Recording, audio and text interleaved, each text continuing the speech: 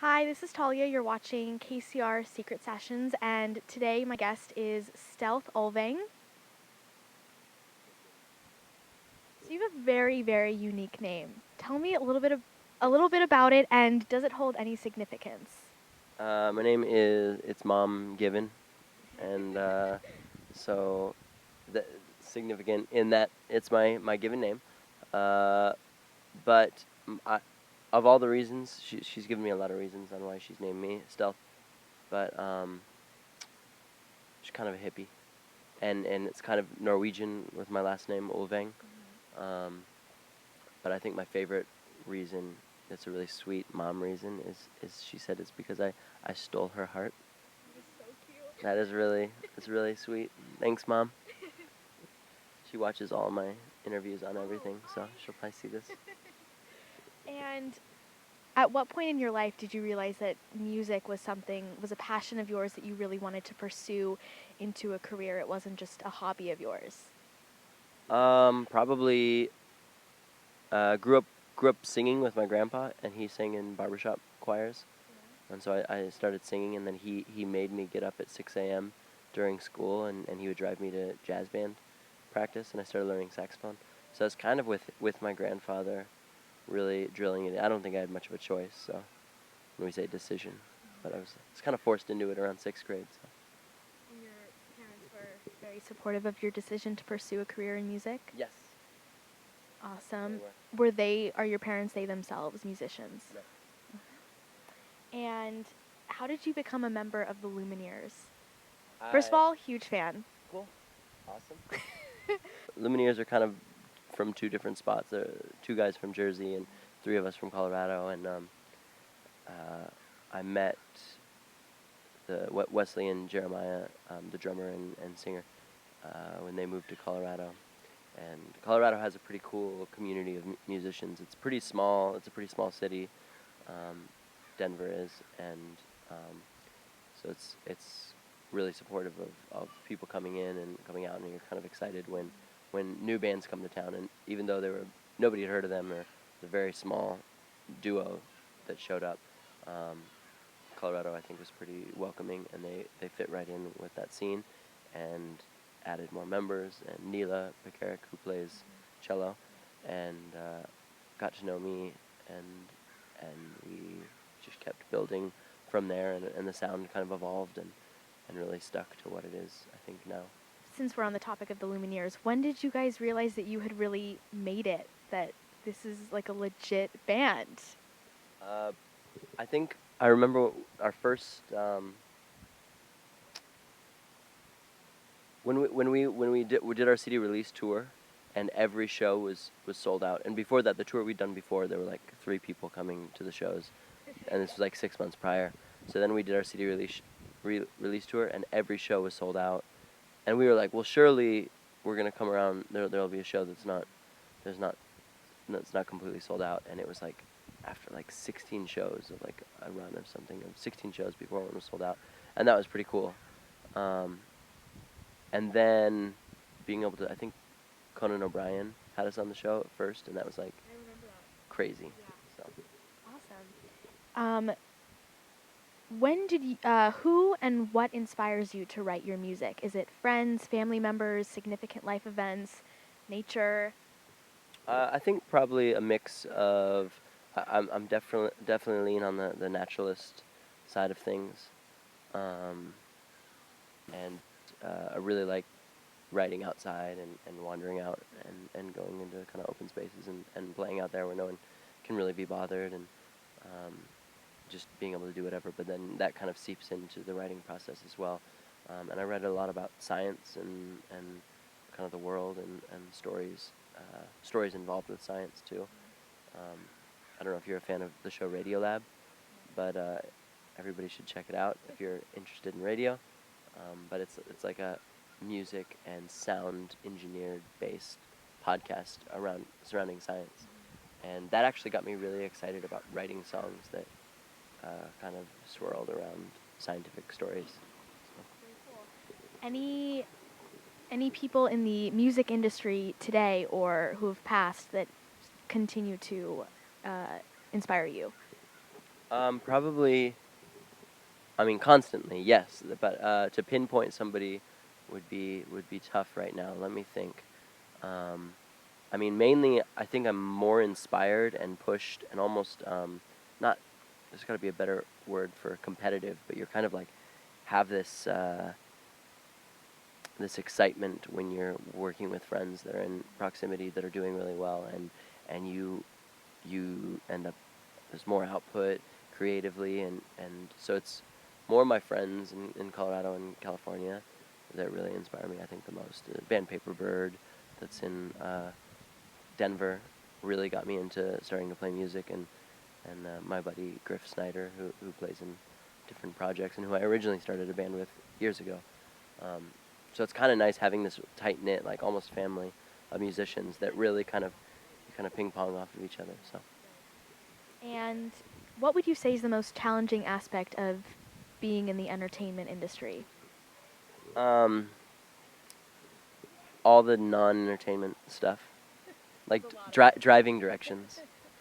No, I just drove down from LA, and this is the first time I've toured completely solo, like with nobody else in the car at all. But it's fun. Blasting music, love it. Thinking a lot, but the challenging part is like I can't wait to play the show tonight. Like that's the part that I know and feel like comfortable about. But I think that the challenging part is like my phone died, and I realized that for the first time ever, there was nobody else in the car that I could be like, oh, look up the directions. So I had to like was trying to my charger's in the back, and I pull off the side of the road, look for it, left it at the place last night, so I can't even get my phone back on. So I had to stop by a Rite Aid, and this is all like running late to come here. Stop by a Rite Aid, buy a new cable, and charge my phone up. That's really complicated if you're also driving the entire time.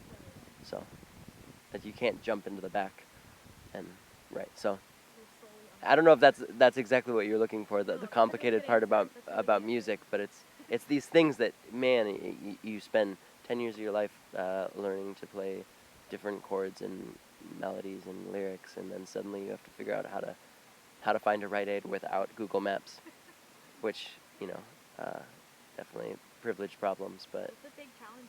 it's a challenge these days. Let's be honest, yeah. So. And okay, tell us about what's an average day in the life of Stelth. Well, I guess there's these tiers. I play with a few other bands. I play with the band Spirits of the Red City as well, and that's a 10-piece band, orchestral based. And I do the solo stuff, and sometimes I have a pretty big band. So on tour, I kind of running a band or running my own thing. There's so much, like I said, other stuff other than music that I'm constantly having to worry about. But I really like touring. Ideally, I can get to the big stage where I can also be on buses and somebody else is driving, or you can have management. Because I really like the day in the life of Lumineers Stelth, which is waking up in a new city on a bus, stretching, eating like a fridge full of my own food, and then just hanging out and having a sound check, and being able to go. I like to go to a lot of museums. And where is your favorite city to travel to? My favorite city to travel to, well, in the world, Yeah. Barcelona, I think. Well, it's really beachy.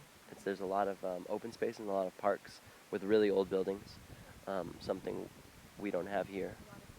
I guess San Diego, even these buildings look really old, but they're like not even a quarter of the age of these buildings in Europe. So it's really nice to be there.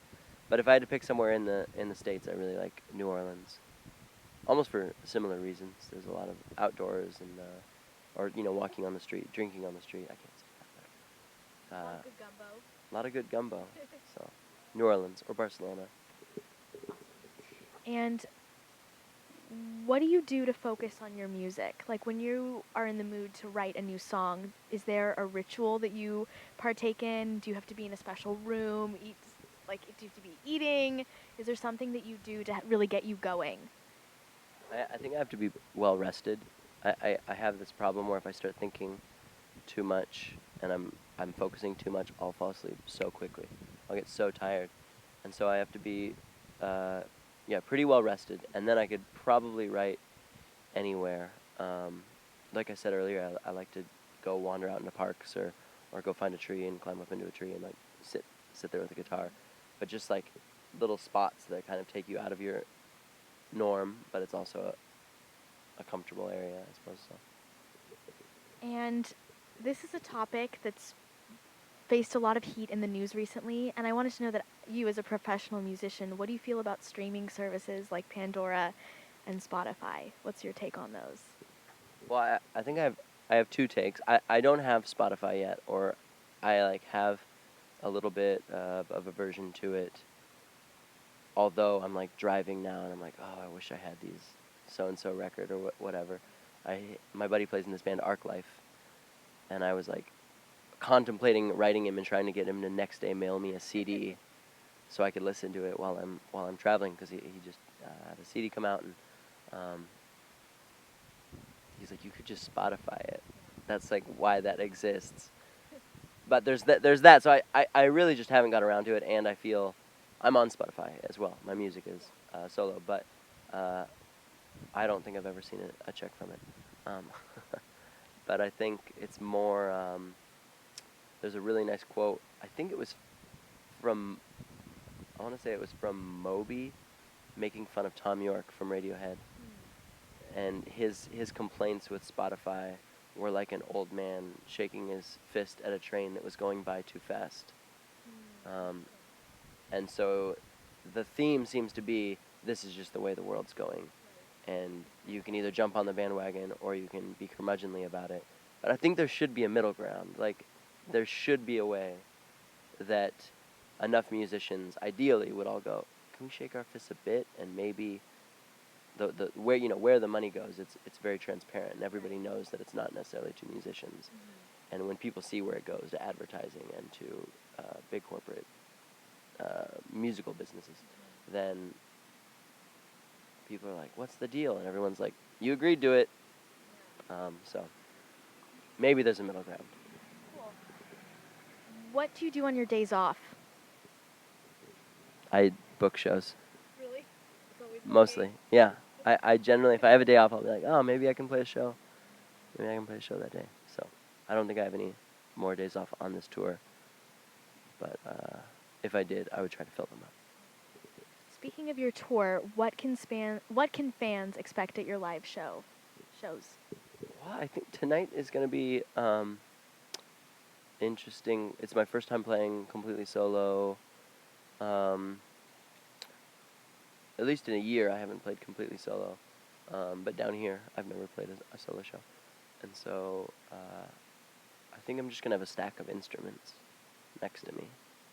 And if people shout out, play the accordion, then I'll do that. I do like I do like a lot of crowd participation, and if I have enough instruments on stage and enough people know how to play them, I'm usually down with people playing with me for a song or two.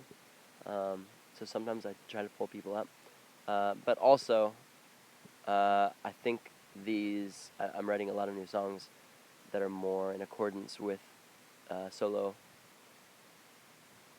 performance, because a lot on my record that I just released, it's got a 20-piece band all over it and orchestration and stuff,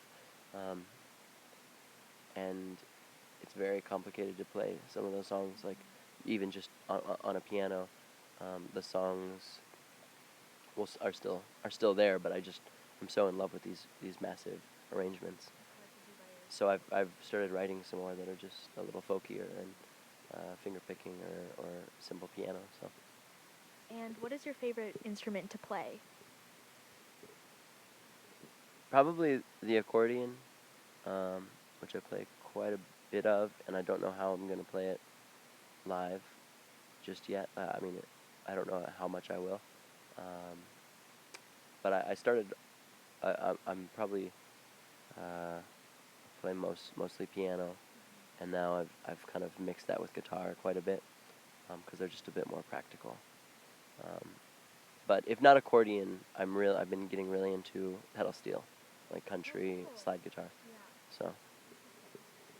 Tell me what it's like when you're on tour and you're performing in front of a large crowd of people, and you play a song and all of a sudden everyone just starts singing with you. What does that feel like?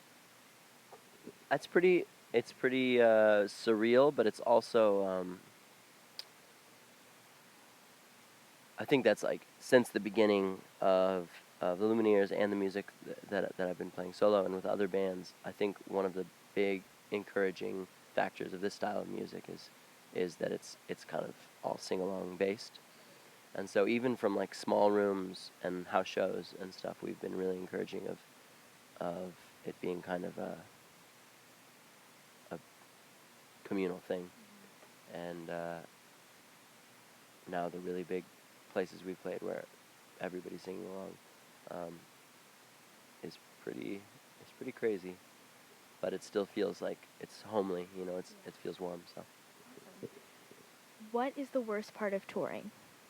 the worst part of touring, I can't keep complaining about driving directions, but I would say the worst part of touring is just getting used to a place and then having to leave. Sure, it is hard to like completely. I mean, you can enjoy it, but for short periods of time, like a 3.5 minute song, and then you don't want to overdo it and play it too much. But so it's nice this learning about new places and wanting to go back to them, but you're always kind of like saying goodbye too soon to people and stuff. And my final question is, if you were not a musician, what career would you aspire to have? And why? I think probably I've been getting really into probably some form of science, and not music related, because I've always thought maybe I could like fix instruments or make instruments or do piano tuning, like Morgan Freeman in there was some kung fu movie that he was a blind piano tuner. I was like, oh man, that's one of his coolest roles. But I think no, I'd rather do science of some sort, entomology, bugs, or maybe astrophysics or astrobiology would be cool, like space science.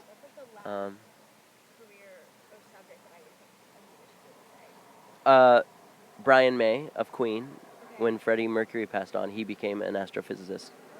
The guitar player of Queen is now, and he's I think currently an active astrophysicist, and works with the university or something. So, I mean, if a band suddenly ceases to exist in that way, you kind of are forced into like another path. So it's still an option, even without any schooling. Probably have to go back to school. Yeah. We'd love to have you. Well, thank you so much, Stelth, for doing this interview. For sure. Thank you for having me. In San Diego tonight. It's gonna be awesome. I'm sorry that the show's 21 up. Okay. I would love to be there, but thank you so much. Have a great day. Thank you.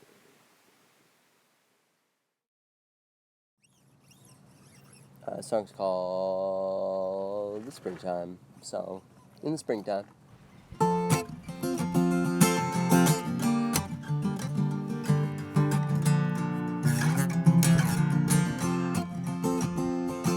And like a winter loving, do you love her like I loved you in the springtime?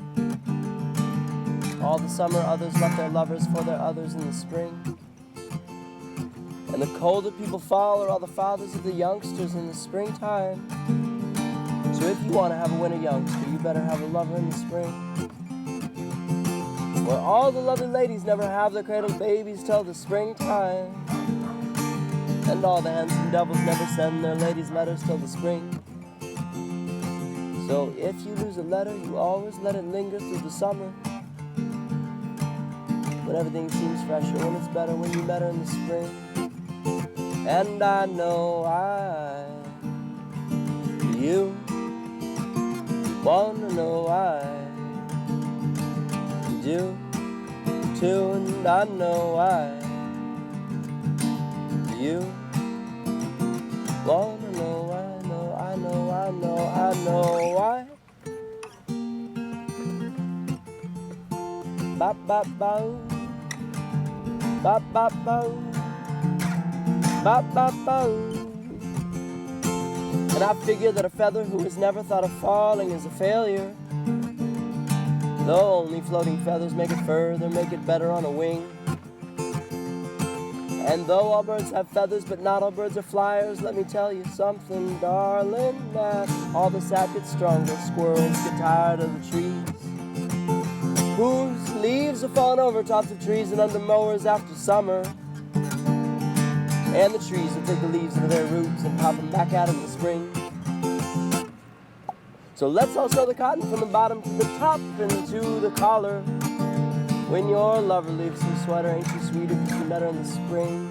And I know why.